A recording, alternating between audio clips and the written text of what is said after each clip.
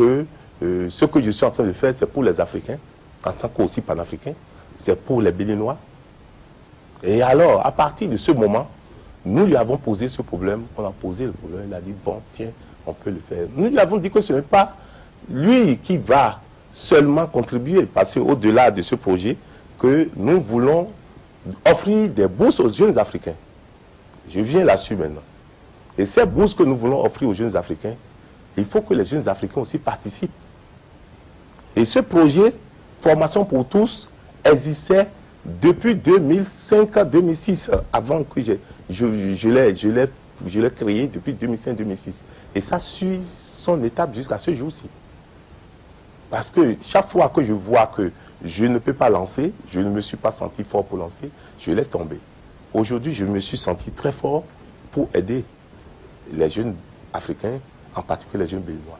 Mais lorsque vous en avez parlé au président Obiang Nguema, il a accepté. Vous êtes rentré et puis votre université est devenue Obiang Nguema Bassongo? Non, nous avions fait, il y a un protocole d'accord qui a été signé entre l'université et nous. Entre le président et vous? Oui, bien sûr. Ça, c'est... Vous avez même organisé à Cotonou? À Cotonou, l'événement, d'ailleurs, c'est à Cotonou que nous avions fait avec son ministre porte-parole qui a signé cela. Vous avez envoyé le ministre porte-parole pour le représenter, pour prendre le titre de doctorat honoris causa. Et nous avons élevé au grade de docteur honoris causa de l'Université Polytechnique Internationale du Bénin. Et après, maintenant, nous lui avons demandé d'associer son nom pour que l'UPIB soit maintenant l'Université Polytechnique Internationale Obiang Nguema Bassongo, ONM. UPI, ONM maintenant. Ce qu'il a accepté. Alors, vous imaginez, ce n'est pas le parrain qui va financer l'entièreté de sa bourse. Vous êtes allé le voir pour ce qu'on a appris en Guinée équatoriale. Oui. Nous avons même certaines images. Oui. Et nous avions d'abord, comme il n'a pas pu avoir le temps pour être distingué ici, il a envoyé son conseiller spécial, son directeur cabinet, son ministre porte-parole avec son jet privé, s'il te plaît. Ça, privé. Et ils sont venus avec son jet privé. Ça veut dire qu'il tient à cœur l'évolution de la chose et ce que nous avions dit. Après, c'était fait le 27 octobre 2012 et après, il nous a dit personnellement, je voudrais que vous veniez chez moi, m'habiller devant mon peuple. Ce que nous avions fait devant le peuple et devant les membres du corps diplomatique et devant toutes les institutions de la nation. Ça veut dire que le jour-là, j'ai vu que c'est un jour solennel pour moi, un jour solennel pour l'Afrique, un jour où je me suis dit que mes rêves ont été atteints. Atteints en ce sens que les jeunes Africains peuvent bénéficier dorénavant des soutiens pour étudier. Alors, on est parti le 24 novembre, lui porter l'habit, la toge. Et et ça s'est effectué devant son peuple, devant les membres du corps diplomatique et devant les institutions nationales de la Guinée équatoriale. Alors, nous avions lancé, effectivement... Quel était ses ressentiments en ce moment? Mais, écoutez, j'ai fait passer les images, je ne sais pas si les images se trouvent avec vous. Il était fier, il était content, il a dit vraiment, avec un engagement solennel devant son peuple, cette université, des amis sont venus du Bénin nous honorer. Nous prenons l'engagement solennel devant le peuple équato-guinéen, devant vous tous, que nous allons accompagner cette université. Si vous le permettez, nous allons voir quelques images de cette cérémonie avant de continuer cette émission. C'est sous la férule du professeur agrégé béninois Honora Aguessi, du président de l'Université Polytechnique Internationale du Bénin, Dr Kakaï Glélé, et de l'initiateur du projet, Dr Bertin Corvi, que le président équato-guinéen a été investi, Dr honoris causa, en sciences de développement économique et social. Une investiture qui se décline en un port de la toge de Dr honoris causa, la remise de l'insigne doctorale et de trophées. Il s'agit d'une reconnaissance officielle, d'une reconnaissance orbi et orbi des prouesses réalisées par le président équato-guinéen à la tête de son pays. L'UPIB salue aussi par cette distinction les importantes actions du président Obiang Nguema Mbasogo à l'Union africaine et ses prises de position au plan international. Merced, dira le président Obiang Nguema Mbasogo en guise de reconnaissance. Il en est bien fier, lui qui veut faire de son pays la Suisse de l'Afrique. Yo quiero agradecer a los amigos que han venido de la Universidad Internacional de Benín, no solo por... Je voudrais sincèrement remercier les amis qui sont venus du Bénin, pas seulement pour m'avoir investi au rang de docteur honoris causa, mais aussi parce qu'ils ont décidé de faire porter mon nom à une université béninoise pour m'immortaliser. Nous nous engageons à appuyer cette université. Eternizar mi nombre y nosotros vamos a apoyar a esa universidad. Le président de l'UPIB estime que la décoration du président équato-guinéen n'est que justice et arrive à la bonne heure. Ceci d'autant que c'est à titre posthume que les panafricains de sa dimension sont souvent décorés. Nous avions vu en moins de 10 ans, beaucoup de pays ont eu du pétrole. Mais lui, il a pris cette manne et il a pu faire développer en moins de 10 ans son pays. Et c'est très important.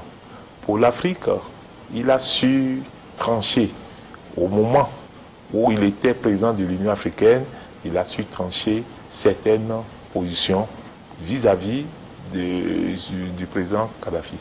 Par exemple, vis-à-vis de certains qui croyaient que l'Afrique devait être mise en arrière, mais il a pris position et ça a été très très encourageant. Prenant la parole, l'initiateur du projet, Dr Bertin Corvi, explique qu'il s'agit d'un titre de docteur honoris causa en sciences de développement économique et social, parce que ce domaine où l'Afrique peine à se... Voilà, professeur Valéry, donc c'est quelques images pour montrer aux téléspectateurs qu'un événement pareil a eu lieu, que nous avions les images. Donc, et après tout ceci, et comment cela a été concrétisé de façon pratique, cet engagement du président Obiang Nguema Mbasogo? Non, cet engagement, effectivement, nous a reconfortés dans nos objectifs. Et nous avions dit que c'est un homme d'État, nous devons l'accompagner. Et nous avions aussitôt pris cela en considération. Et ceci nous a permis de dire que l'orageux verra son premier projet évoluer, le projet formation pour tous en Afrique. Pour nous, c'est que nous voulons faire... La formation pour tous, est-ce que cela est même possible? Mais vous verrez que comment c'est possible facilement. C'est qu'en réalité, c'est basé, ce projet est basé sur l'économie sociale solidaire. Aujourd'hui, le ministère, dans le gouvernement français, il y a un ministère de l'économie sociale et solidaire. L'économie sociale solidaire porte vraiment porte par la solidarité des uns et des autres pour atteindre ces objectifs. C'est comme une tontine. Plus la tontine, vous êtes ensemble, vous faites, seul peut-être ton salaire de 50 000 francs ne te permet pas de réaliser quelque chose, mais à force de cotiser entre vous, et vous êtes nombreux, vous pouvez accéder à l'objectif. Et c'est ce qui, même les grandes nations de développement l'utilisent. Au niveau des États-Unis, le gouvernement dispose d'un ministère de l'économie sociale solidaire. Au niveau de la France dispose. Et nous, cette économie, le projet est basé sur ça. C'est-à-dire, ceux qui veulent participer à la chose apportent une infime partie et le reste est soutenu par des sponsors et par des bailleurs.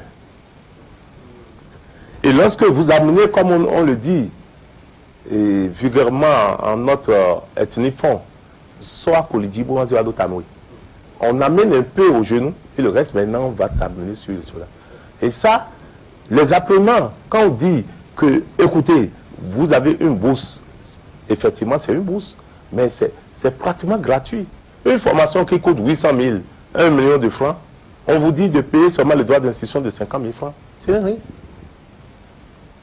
Professeur Valéry, reprenez. Je dis, une formation qui coûte 500 000, 800 000, 1 million de francs, on vous dit payer seulement 50 000 francs pour le droit d'inscription.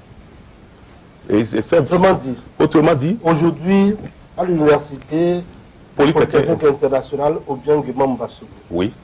Si moi, Charbel Ayoub, je viens vers vous, président de cette université, je veux faire une formation de BTS, en master 1, en licence professionnelle, en master 2. Voilà. Je n'ai que 50 000 francs à payer. Voilà, lorsque vous voulez faire le BTS, moi je l'ai fait passer depuis longtemps que j'ai eu l'étude d'université à l'oubli, parce que c'est un diplôme que nous avions utilisé en son temps pour un appoint personnel pour pouvoir aider les entreprises avec des cadres moyens, à former des cadres moyens.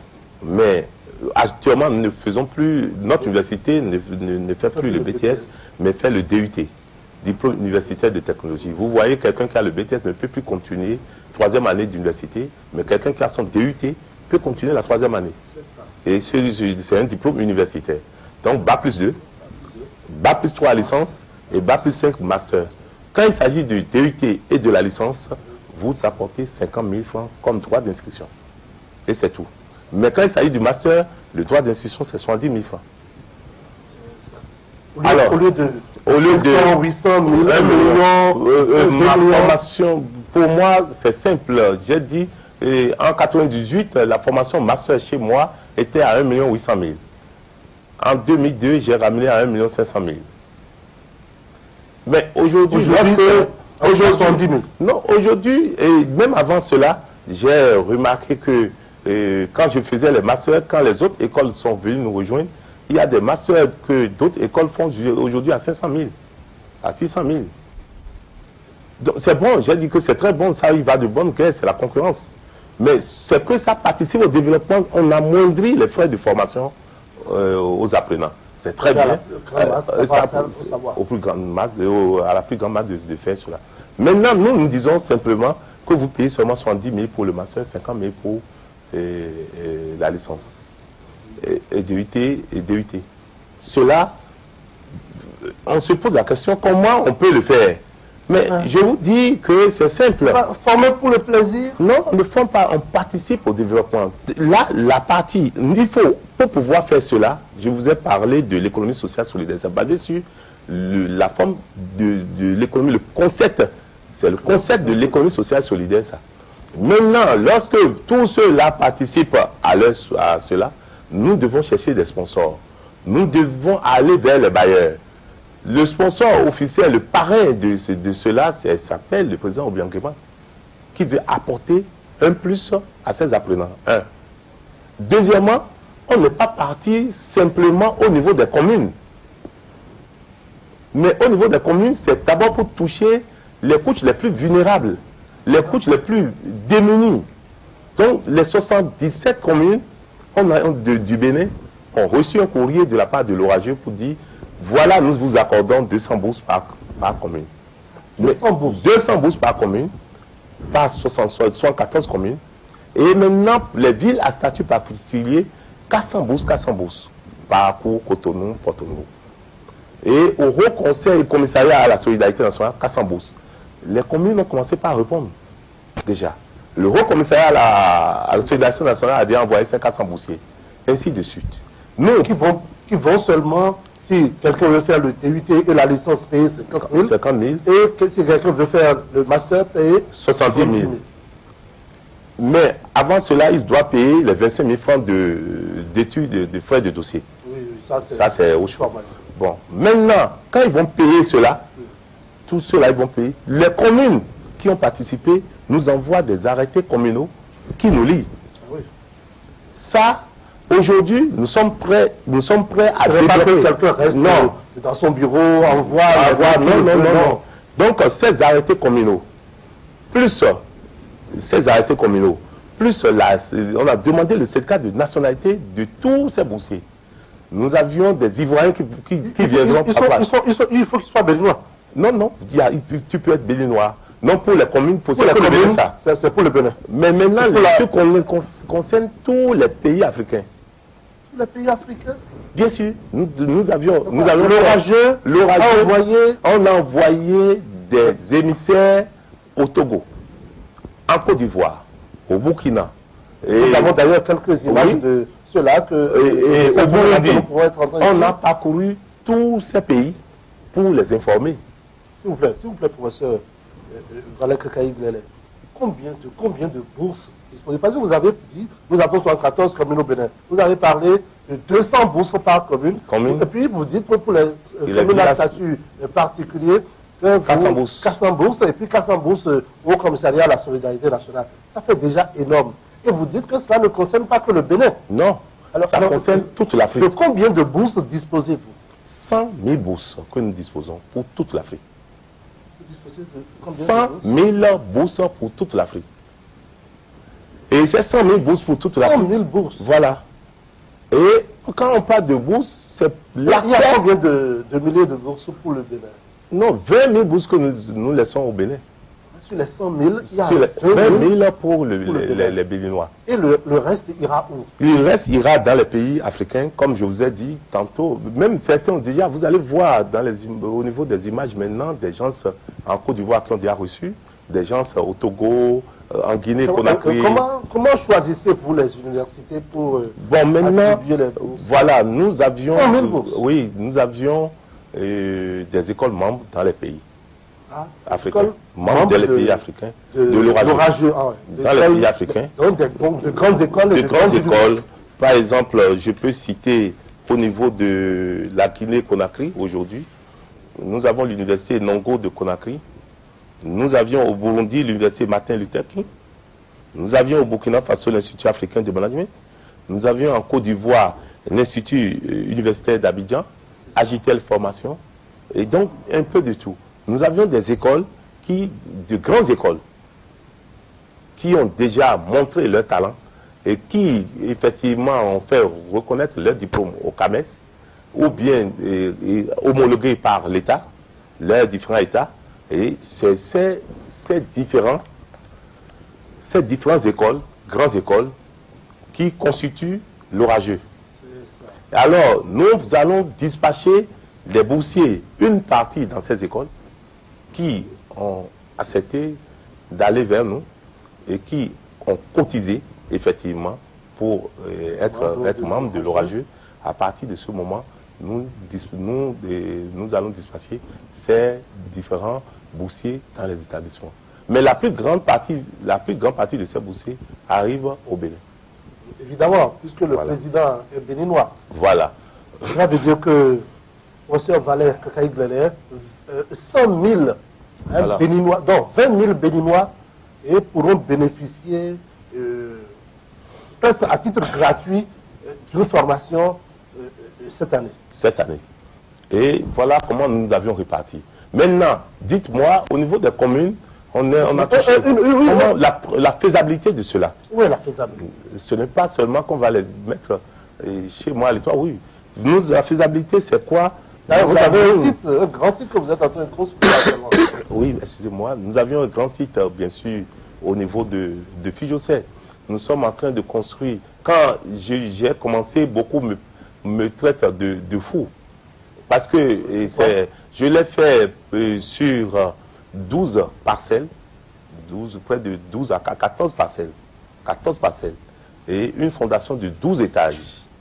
Ça fait 5000 et quelques mètres carrés. Une fondation sous-sol R plus 12. Ça peut contenir, nous sommes effectivement au premier, ça peut contenir, et si nous terminons, plus de 150 000 étudiants. 150 000 étudiants. Ça c'est un grand rêve que nous avions fait. Et puis, vous ajoutiez, vous avez la faisabilité 100 000. Voilà. Vous avez dit non, que ce ne sont pas des étudiants qui seront essentiellement à l'Université Polytechnique Internationale ou bien du Mambasogo.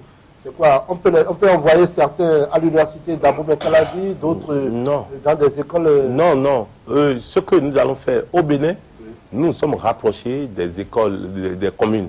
Voilà. Et nous prenons par exemple le Monokoufo. Si nous en avons assez, on peut s'approcher vers eux et ériger notre université à Lokossa pour eux.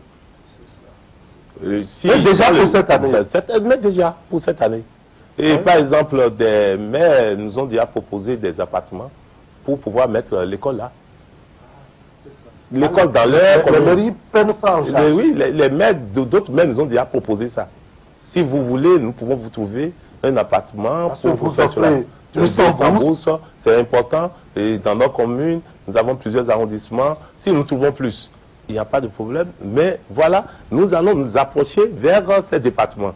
Les départements de Monokufo, par exemple, à Lokossa, de Zou-Colline à Goïkon, ou bien et à Savé, de Borgou, déjà nous avions quelque chose à Parakou.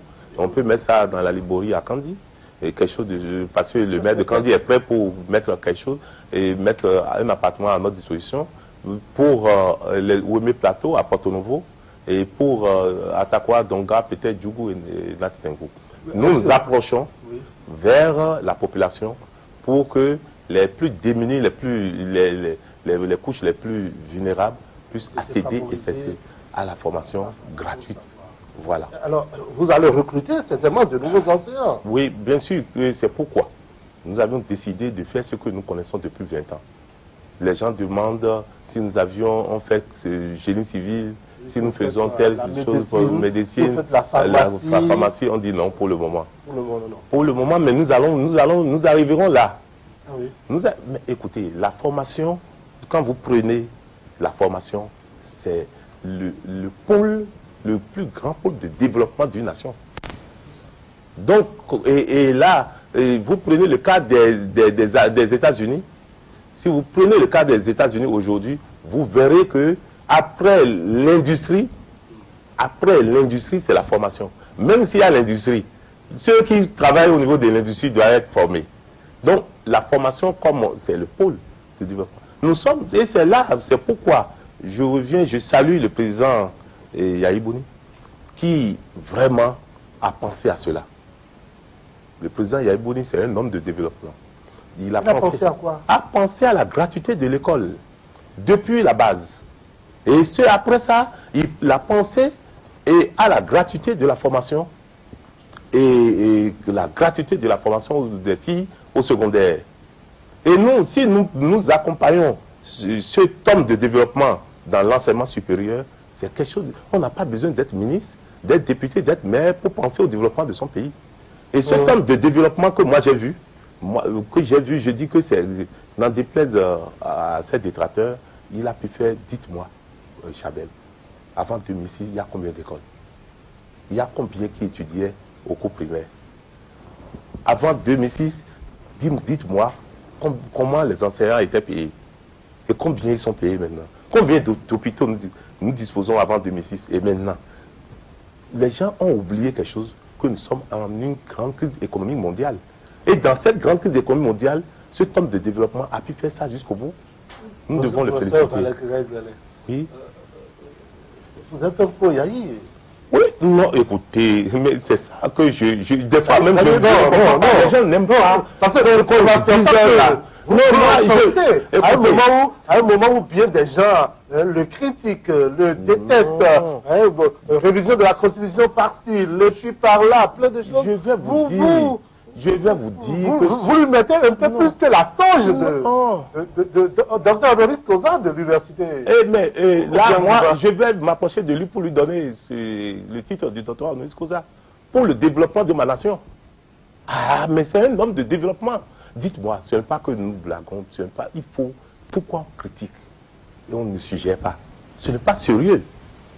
Avant 2006, je sais comment mon pays était. Je suis un homme de développement. Je ne suis pas... On peut dire du n'importe quoi parce que le pays est à 70% d'analphabète. Moi, je ne peux pas... Moi, je suis un intellectuel, je suis un homme de développement. Je suis de près ce qui se passe dans mon pays. Ce n'est pas... En temps, je faisais la politique. Mais ce n'est pas une politique politicienne que je dis. Je vous ai dit, chiffrez-moi, statistiquement, combien d'écoles on avait. Statistiquement, combien d'apprenants nous avions au niveau de la formation à l'école de base et combien nous avons maintenant après 2006. C'est concret. Ce que je dis, je ne mens pas. Mais quand des gens sont là à critiquer sans sujet... On a dit gratuité de l'école. La Constitution l'a prouvé. Pourtant, mais pourtant, dans des écoles, on continue. Non. Ceux-là qui font ça, normalement, on devait les prendre et les jeter en prison. Ils ne seraient pas de leur droit. Lorsque le gouvernement a décrété, si vous avez des problèmes, ils prennent d'abord les subventions, ils bouffent. Et ils prennent encore l'argent comme vous connaissez. Et c'est ça qui m'amène à dire que ces corrupteurs, les corrompus et tout ça, là, on doit les jeter en prison pour avoir cherché à corrompre et à bloquer un développement. Ce n'est pas sérieux. Donc vous êtes d'accord qu'on révise la Constitution et qu'on insère cela, alors qu'il doit le dire aussi. Alors, il doit prévoir ça déjà. Attendez, je vais vous dire, pour la révision de la Constitution, des fois même, je suis dans mon hôtel, je ris, je souris. Je souris parce que, suivez un peu. Une petite démonstration. Pour la révision de la Constitution. Non, suivez parce que là, je ne suis pas là pour parler même politique. Je suis là pour parler du développement. Mais dites-moi un peu, quand le gouvernement propose un projet de loi en disant nous voulons qu'il y ait la création de la Cour de compte et sa constitutionnalisation, la constitutionnalisation de la Sénat, l'imprescriptibilité des crimes économiques. Alors, au niveau de la création de la Cour des comptes, aujourd'hui au niveau de l'UMOA, il y a deux pays, je vous dis, qui n'ont pas encore la Cour de compte, leur Cour de compte même créée. Mais il y a le Mali et le Bénin. Pour le Mali se comprend, parce qu'il y a guerre là-bas, il y a eu la guerre là-bas. Mais le Bénin, quel est le problème? Parce que les critiqueurs, comme je l'ai dit, les gens qui critiquent là, critiquent, on ne peut pas faire. Pourquoi? Or, nous sommes bloqués dans les investissements de projets où on ne nous donne plus, on ne nous soutient plus. Est-ce que ceux-là pensent au développement de leur pays? Moi, en tant qu'homme de développement, je dis faux. C'est grave ce que les gens font. Deuxièmement, ils disent sous forme de prétexte, au lieu d'envoyer comme le projet de loi techniquement, sur un plan technique, ce que le gouvernement a proposé, au lieu de dire quelque chose techniquement, il passe par des supputations et des suspicions. En disant que le président veut se présenter. C'est un pouvoir. C'est tout ce qu'ils disent. Or, le monsieur a dit devant George Bush, devant Obama, devant le pape, devant François Hollande, les 50 ans d'indépendance, le monsieur a dit je ne me présente plus. Tout récemment, je l'ai suivi encore, il a dit, devant les cadres de la région du plateau d'Abomey, il a dit je ne me présente pas. Le débat se situe ailleurs. Le débat se situe ailleurs, chers compatriotes. Le débat se situe ailleurs. Oh, vous êtes pour la révision de la Constitution. Je vais dire pour moi maintenant. Le débat se situe ailleurs lorsque vous voyez que ce débat, pourquoi le débat se situe ailleurs, je vois clairement que pour la première fois dans l'histoire en Afrique, un président africain veut réviser la Constitution et il ne va pas se présenter. Faut-il le croire? Non, faut-il le croire, parce que si ça se réalise, c'est la signature du président Yahya Boni. Alors ça le glorifie. Pour qui lui, il est qui? Pour pouvoir se tailler l'importance du par l'Afrique et par le monde. C'est le débat là, ça. Sinon, le titre dit je ne me présente pas. Le débat est là. Tout le débat est là, mon cher frère Chabel. Tout le débat est là parce que, en réalité, pour la première fois dans l'histoire en Afrique, voilà un président qui veut réviser la Constitution et ne veut pas se présenter. Le débat est là. Et s'il se présentait? Il ne va pas il se ridiculise en ce moment. Parce que avec tout, il a fait le tour du monde. Les politiciens n'ont pas de vergogne. Non, je ne dis pas que le président Boni a eu. Non, le président, les politiciens, moi, personnellement, il ne va pas se ridiculiser. Non seulement pour le pays, notre pays, comme la conférence nationale, on va nous tailler encore plus d'importance. Voilà, on va dire, voilà des hommes très intelligents qui savent ce qu'ils font. Il vient de réviser la Constitution, et pour la première fois en Afrique, le président africain Boni Yahi n'a pas fait ça. Laissons parler du développement de notre pays.